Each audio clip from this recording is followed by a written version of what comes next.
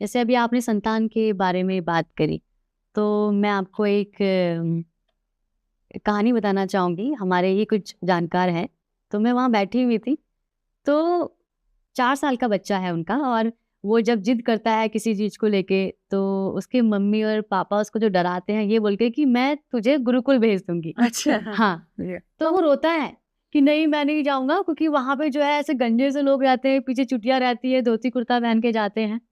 तो मेरा ये प्रश्न है और मुझे बहुत ही दुःख हुआ वो ये देख के कि वो बच्चा गुरुकुल के नाम से रोने लगा।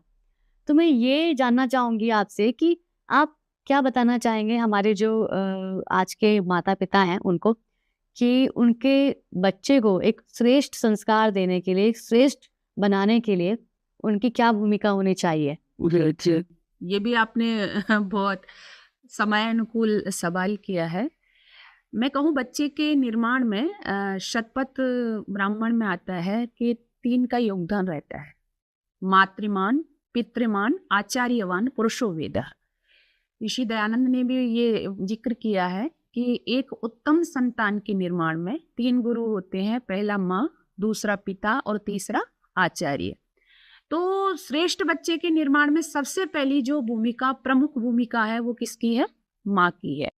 माँ जैसा चाहती है वैसा बच्चे का निर्माण वो कर सकती है। और यहाँ मैं एक बात और कहूँ कि माँ के लिए कहा, देखो 2 शब्द आते हैं, माँ और जननी। तो जननी तो हर कोई हो सकती है, जो संतान उत्पन्न करती है वो जननी है। उसमें जो जैसे कुतिया भी आ गई, सूरी भी आ गई, बिल्ली भी आ गई, कहने का भाव है वो भी प्रजनन करती है, वह भी बच्चों को जन्म देती है। लेकिन माँ के लिए कहा कि माता निर्मात्री भवती, जो निर्माण करती है वो कौन होती है? वो माँ होती है। और माँ कैसी होती थी? तो इसके लिए कहा प्रशस्ता धार्मिकी विद्यते माता यस्य स मातृमान, यानी जो प्रशस्ता है, धार्मिकी है, ऐसा जिसका बच्चा है वही मातृमान यानी माँ वाला है।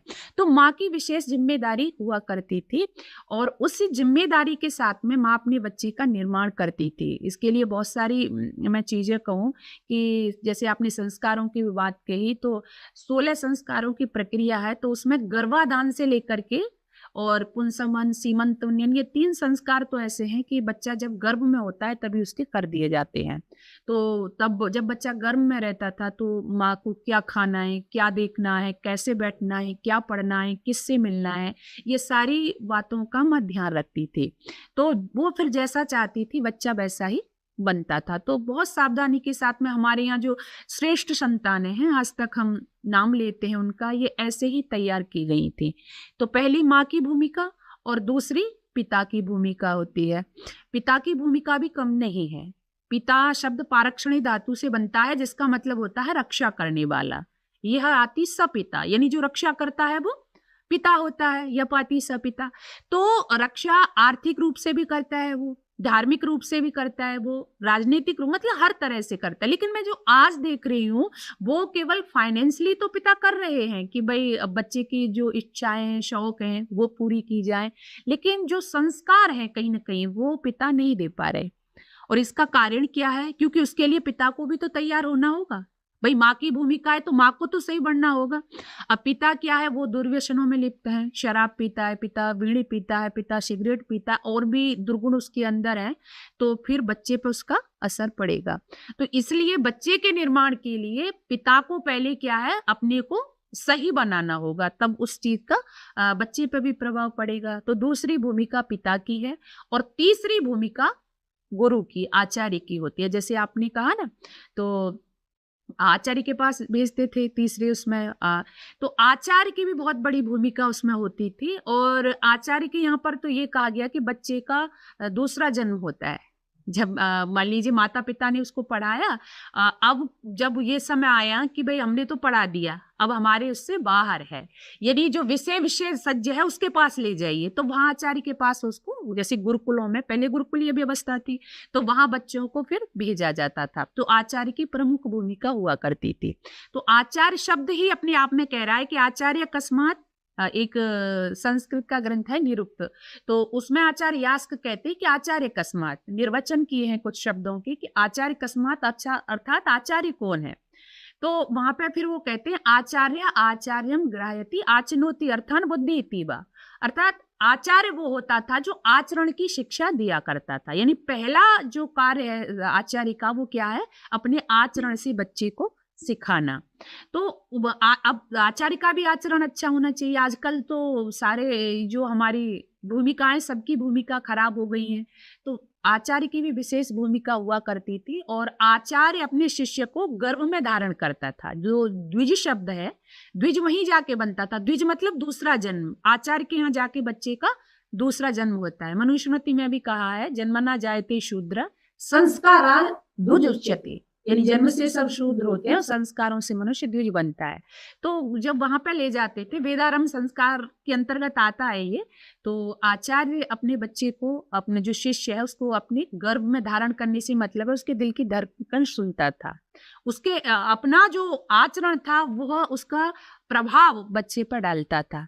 तो एक कुम्हार की तरह होता था। जैसे कुम्हार एक घड़े को, कच्चा घड़ा होता है और उसको अंदर सपोर्ट करता है और ऊपर से उसको पीटता है, जिससे घड़ा धीरे धीरे परिपक्व बनता है।